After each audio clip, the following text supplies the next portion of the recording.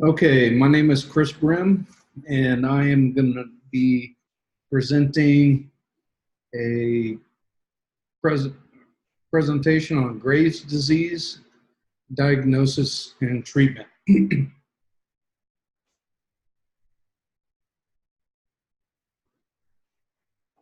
Okay, so what is Graves' disease?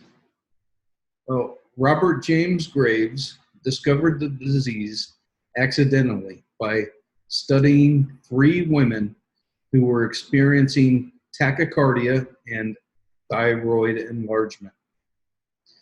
He then added a fourth subject who also exhibited severe exophthalmos. His discovery linked the physical manifestations of Graves' disease and hyperthyroidism.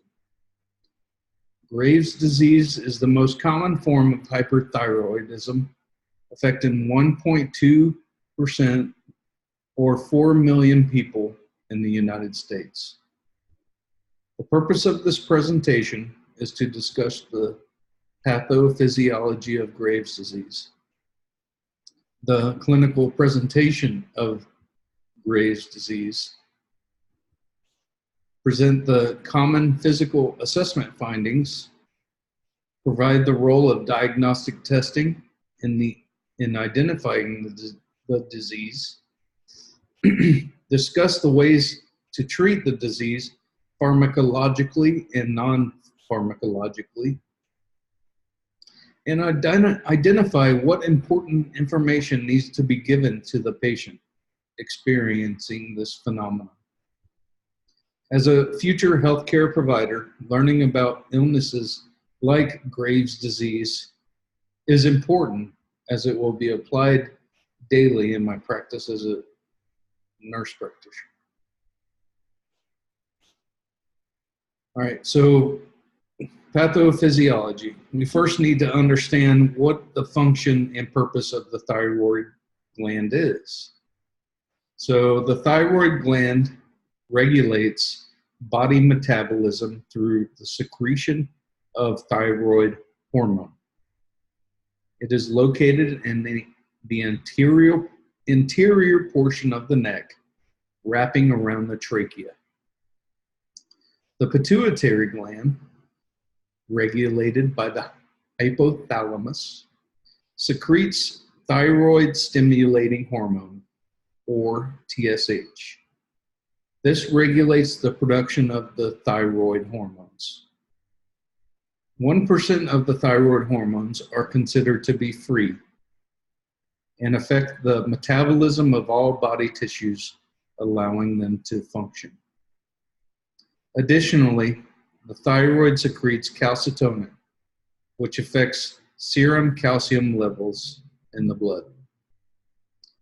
Graves' disease is an autoimmune disorder caused by the production of thyroid stimulating immunoglobulin, or TSI, autoantibodies from the immune system. These autoantibodies bind to the TSH receptors located on the thyroid follicular cells. The action of TSI on the TSH receptors causes the thyroid to produce excess hormones,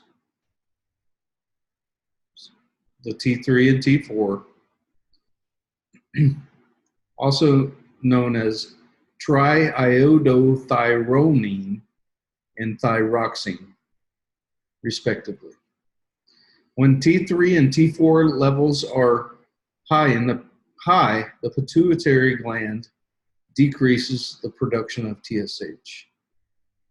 With a normal functioning thyroid, this results in an efficient negative feedback system producing less TSH when T3, T4 levels are high, and vice versa. The disease can also be two-faced, meaning that it can also have episodes of overproduction in TSH, causing hypothyroidism. which is why there is a myriad of symptoms giving the disease many different manifestations. The disease can be triggered in many different ways, from environmental factors to stressful life events and viral illnesses or infections. Additionally, formation of nodules on the thyroid can result from iodine deficiency, creating a toxic multinodular goiter. Excess TSH secretion from the pituitary gland, known as secondary hyperthyroidism.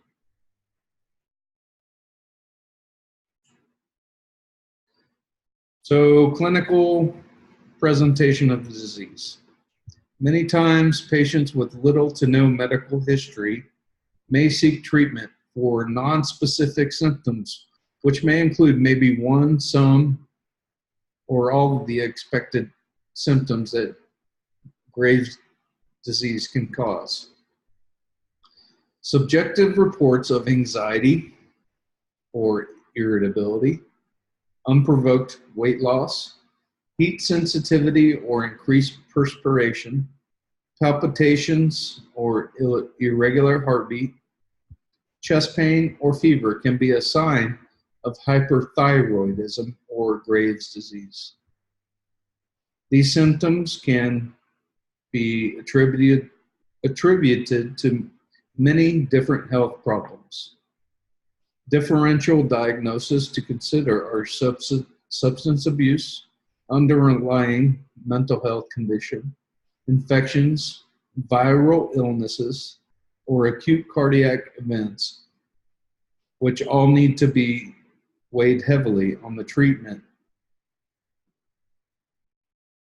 of the patient who presents with the symptoms that may indicate Graves' disease. When combined with a thorough physical exam and diagnostic testing, life-threatening conditions can be ruled out.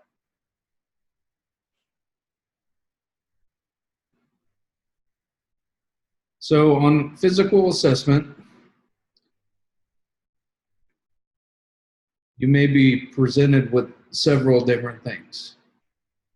Patients may present with an enlarged thyroid gland known as a goiter, which is presented in the top right picture. The goiter is caused due to the increased vascularity and metabolism that is occurring in the thyroid gland. Nodules also may be palpated during the exam, which may occur normally when demand of thyroid hormone is needed, which would be during pregnancy or puberty. It may also occur due to iodine deficient states or when patients are subjected to immunological, viral, or genetic disorders. Hand tremors may be present due to increased metabolic state. Exophthalmos is known as protrusion of the eyes.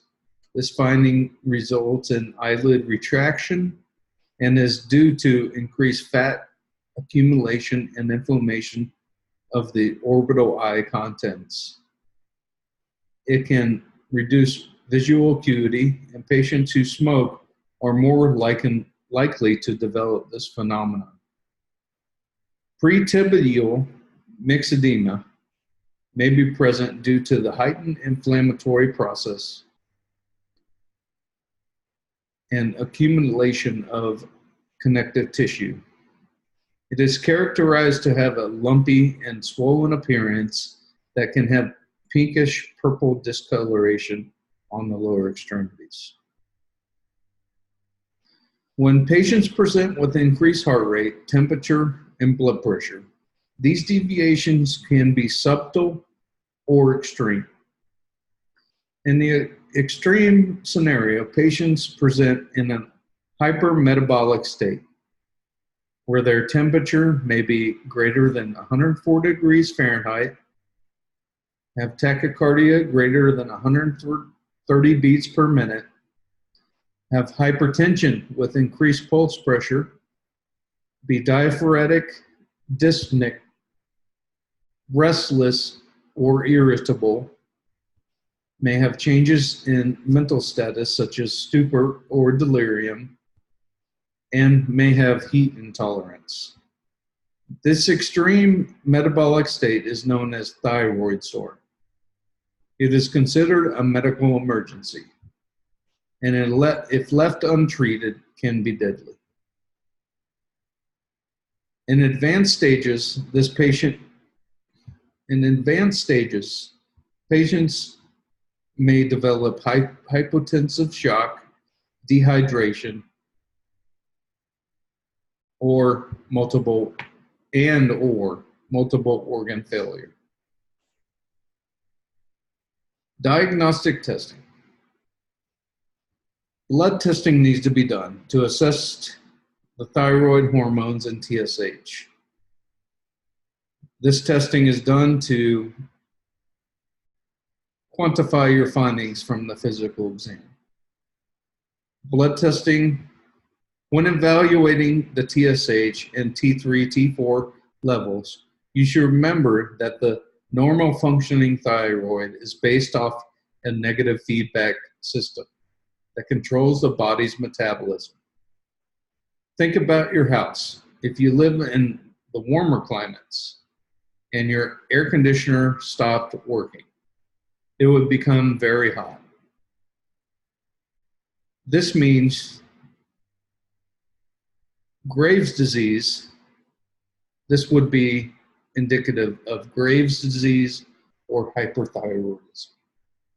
This would mean that your T3 or T4 levels would be very high and your TSH would be very low. When the air conditioning starts working again, your T3 and T4 levels will come down and your TSH levels will return to normal parameters, normal thyroid functioning. When all three levels are high, this would be indicative of secondary hyperthyroidism, which would mean excessive TSH secretion from the pituitary gland. Serum calcium levels should be done in order to determine the amount of calcitonin that is being released by the thyroid gland. This can affect bone resorption, causing other medical complications. CBC would be used to rule out infection. CMP to assess electrolyte imbalance and kidney function. And troponin if the patient is experiencing palpitations or chest pain. Radioactive iodine uptake studies can be done to measure the thyroid's ability to take in iodine. Increased uptake would result in higher levels of T3 and T4 because the thyroid needs this element to produce hormones, signifying hyperthyroidism. Electrocardiogram should be done if the patient is experiencing palpitations or chest pain to diagnose an arrhythmia or acute cardiac event. TSI assay can be done to diagnose autoimmune Graves' disease. Lastly, when patients present with exophthalmos, a visual acuity should be done to determine if there are any visual changes from the Graves' disease. Pharmacological and non-pharmacological treatment. When managing patients in a hyperthyroid state, there are many different modalities to treat these patients. Treatment is either aggressive with surgical intervention or may be conservative with oral medications.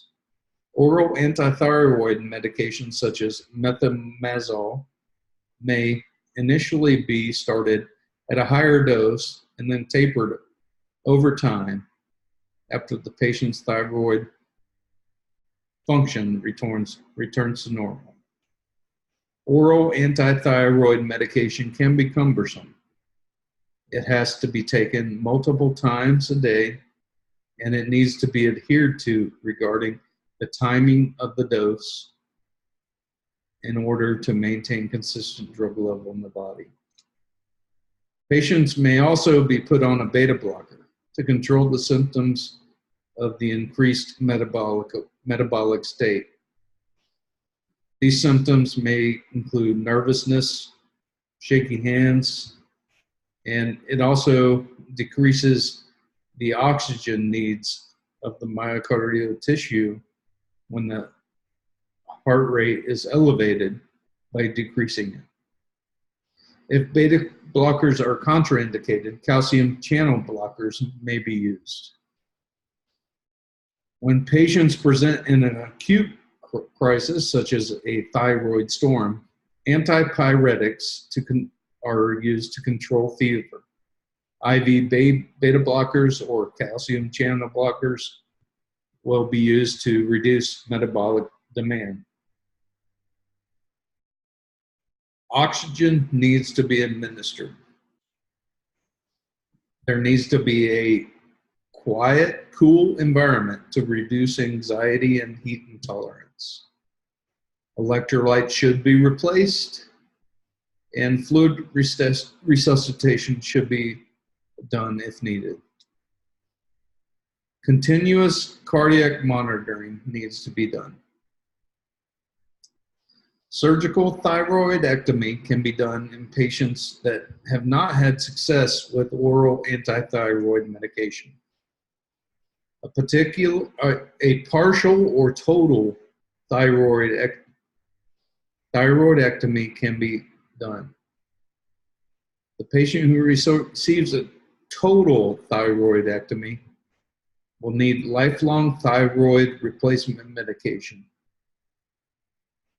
Radioactive iodine can be given to the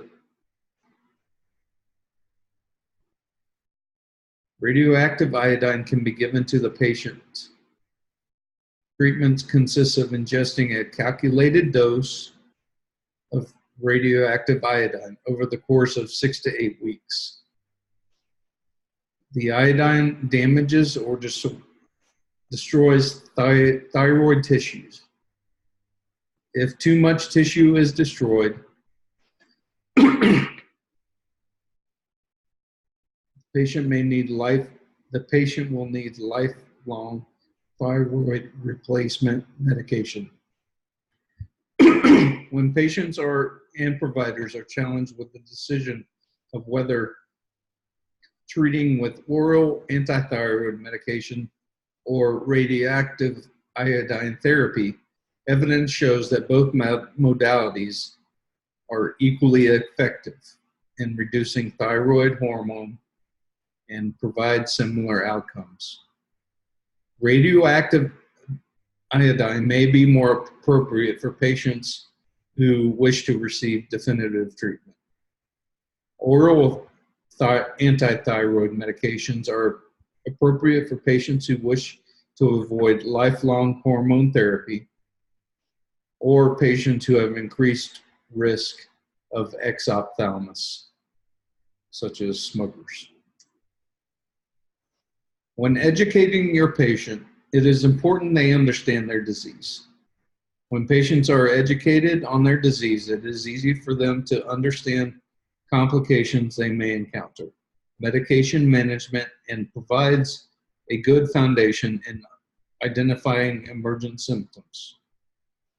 The patient needs to have an active role in their management by giving them options or on their treatment and providing the information, whether it be good or bad, of all the options.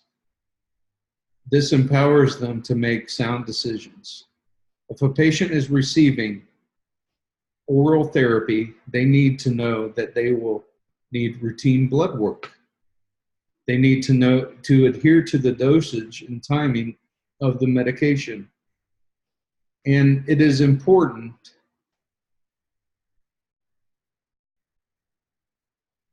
and that is that, and if they fail treatment, they need to know that it may need to be escalated.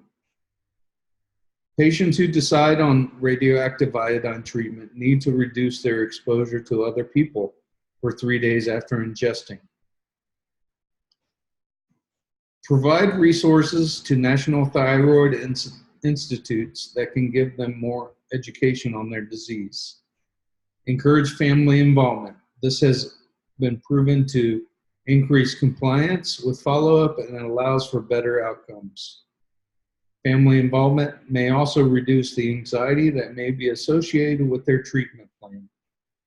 Lastly, make sure they know that the emergent symptoms that they need to be addressed, such as chest pain, palpitations, intractable fever, shortness of breath, anxiety, irritability, and heat intolerance. So, as a conclusion, taking an active role as a medical provider to understand the many presentations of complicated diseases such as Graves' disease will provide the foundation to treat your patients effectively.